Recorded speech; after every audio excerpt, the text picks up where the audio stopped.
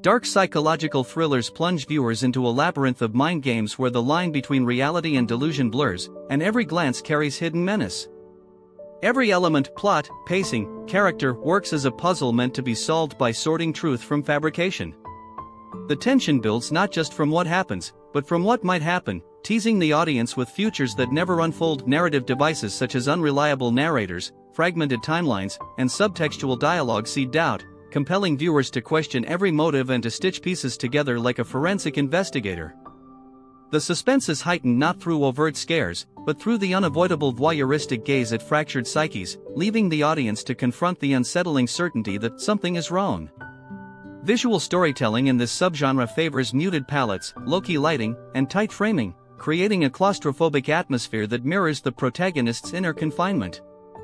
Grimy textures, distorted lensing, and shadows that function as characters in their own right amplify the sense that something unseen is always watching.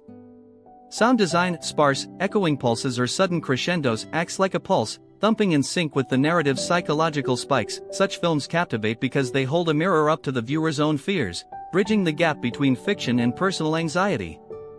The thrill comes from the mastery of manipulation, a glint in a character's eye, a doorway that shouldn't exist in the set, an unanswered question that lingers well after the credits.